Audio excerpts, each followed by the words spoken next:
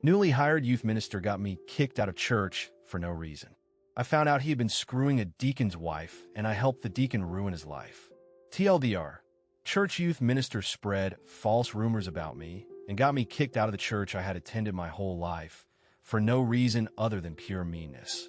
I found a guy who hated him even more than I did, and I gave the guy information that he used to do a very artful and thorough job of completely ruining the youth minister's life. He got fired and blacklisted, couldn't find another job. By chance, I saw him several years later, working a lousy job. About 6 to 7 years ago, I was a ministerial student at a conservative Christian college. I had attended the same Bible-believing church since I was a small child. It was large, about 1,000 members, but not a megachurch. This church had been an enormous part of my life for as long as I could remember. I played piano for youth choir, preached at the children's church service, drove the church bus to pick up unchurched children, and more. I did all of this for free, not even getting reimbursed for expenses. During my senior year in college, we got a new minister of music, education, and youth. This guy was as charming as an ice cream sundae with razor blades in it. I'll call him Mr. Charming. All of the deacons and their wives thought he walked on water. He was an authoritarian. In his first meeting with the church youth group, he announced that he had been hired to straighten out the youth group. One of his favorite sayings was, "When I tell my disciples jump, the only questions they get to ask are how high and how far." The adults loved him and the youth hated him.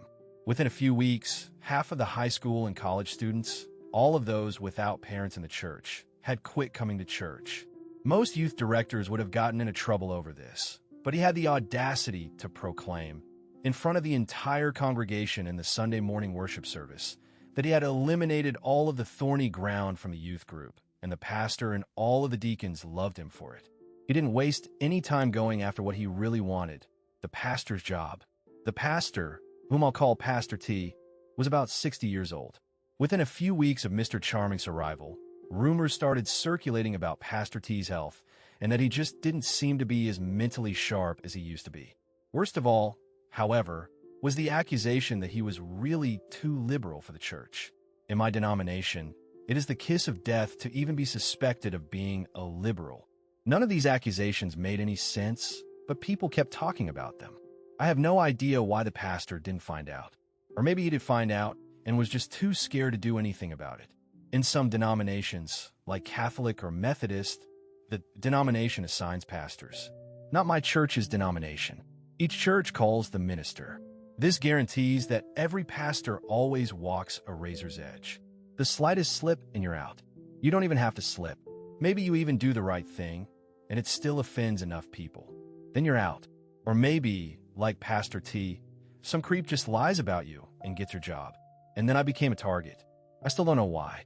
A couple of months after starting to work for my church, Mr. Charming called me and informed me that my services were no longer needed at youth choir, children's church, bus ministry, anywhere. In fact, he said he did not even want me to participate in any of these functions at all, not even go to the Sunday morning worship service.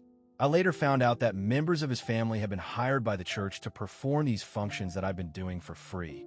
His wife got paid more for playing a beat-up piano at the 1-hour youth choir rehearsal than the main organist/pianist got paid for playing for adult choir rehearsal plus Sunday mornings and Sunday evenings, when a youth choir sang. The wife could barely pick out the notes on a piano. This lady radiated bitterness and repressed anger, but she rarely said anything. She just sat there and glared, which was somehow even creepier than when she spoke. I was very hurt, emotionally, so I dropped by Pastor T's office and tearfully asked him what I'd done wrong. I couldn't get a straight answer, except he told me that people are saying things about me and that if I wanted to get a good recommendation from him to our denomination's minister school, I'd better shut up and do what you're told. So I started asking all of my church friends what people were saying about me. Everyone said, "Well, I didn't want to tell you, and I don't believe it, but here's what I heard." According to the rumor mill, I'd gotten my girlfriend pregnant and forced her to have an abortion, and I'd been arrested for possession of marijuana, and my dad had to pay a bunch of money to hush it up. There were other rumors, but you get the idea. I did what Pastor T told me to. I never darkened the door of that church again, except once, months later. It hurt like hell. I devoted my life to that church since I was a little kid. But I had to have Pastor T's recommendation to get into the minister's school I wanted to go to, and the pain was unbearable just driving by there. So I decided to keep my distance. But I started thinking about Mr. Charming. Anyone who was that evil had to have a past, and it probably wasn't a good one. I knew that just before working for my church, he had worked at a large church in the same denomination in a small town about 50 miles away. That church was actually about twice the size of my church. So he had moved from a big church to the same job at a smaller church. A bad career move? Running away from something? There was something rotten in Denmark. As luck would have it, one of my uncles and his family lived in that same small town, although none of my family attended Mr. Charming's former church. So I called one of my cousins, told her my story, and enlisted her as a co-conspirator. I'll call her in. The next Sunday morning, and I attended Sunday school and morning worship at Mr. Charming's old church. Although, and had never been a member of that church, it was a small town where everyone knew everyone, so she knew most of the people there. She started asking about Mr. Charming and got an earful. Every one of her friends said that Mr. Charming was a world-class creep. He would flirt with and even make suggestive comments to all of the girls in the youth group, even those in junior high. He was 40-plus years old and had a wife and 3 children of his own. And then there was the touching. Never anything obvious or illegal. But he loved to put his hands all over the young ladies whenever their parents weren't around. But just like at my former church, the adults loved him because he kept the youth in line. Our investigation went on for several weeks. I kept a low profile so as not to arouse suspicion. Mostly, I just stood around, ate donuts, drank coffee, and talked about football, and did most of the work because she knew so many people, and it was perfectly natural for her to attend this church in her hometown, even if it was not the church she usually attended. After church was over, we would go to her house, have a delicious Sunday lunch cooked by my aunt, and then write down everything we had learned. By then, his whole family was in on my investigation. They were as angry as I was about the way I'd been treated. Within a few weeks, I was sure that all I had to do was drive a few of these young ladies and their parents down to my old church, let them tell their stories to the parents of a few girls in the youth group, and Mr. Charming would become Mr. Unemployed. But it kept getting better and better, so Ann and I kept digging. Finally, after a month or so, Ann grabbed me by the sleeve and said, "You've got to hear this." She introduced me to a well-dressed, very large guy, maybe 30 to 35 years old. I'll call him Fred. We slipped off into a Sunday school room where we would not be overheard. It turned out that Mr. Charming had had a multi-year affair with Fred's wife. Fred had kept his cool when he found out, talked with a lawyer, and had spent months gathering evidence. Text messages, voicemails, emails, even photos and videos with Fred's wife and Mr. Charming in them. Apparently, Mr. Charming got stimulated by watching videos of himself with Fred's wife. Then Mr. Charming would send the videos to Fred's wife, and they both would have cyber sex while texting each other.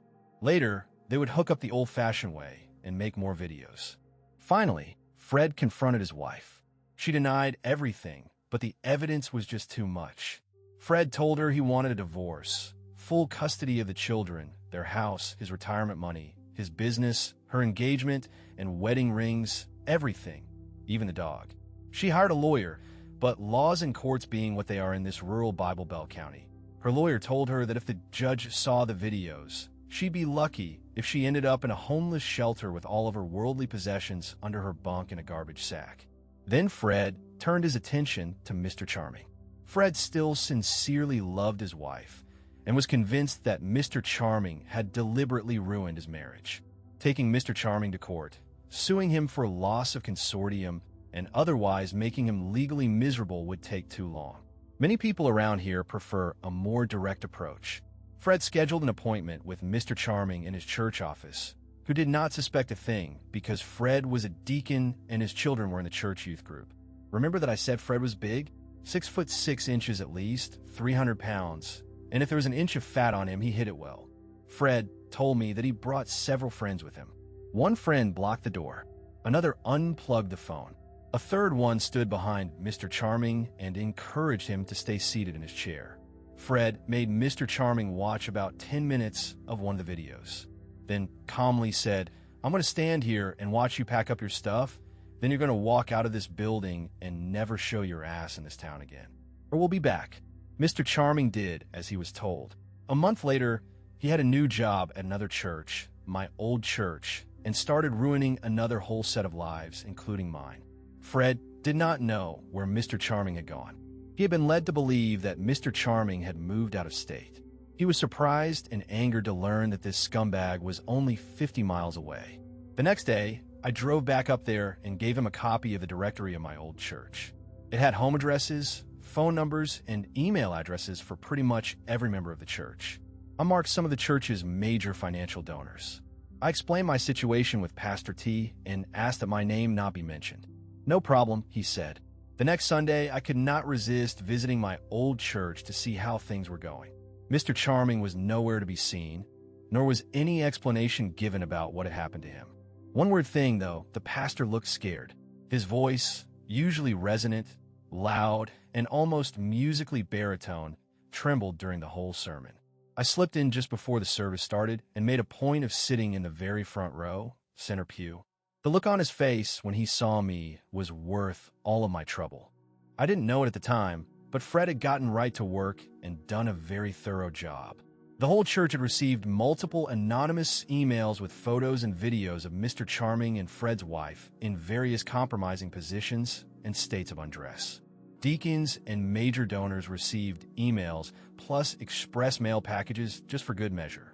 Mr. Charming and Pastor T were left out. They didn't know anything until the phone calls started pouring in.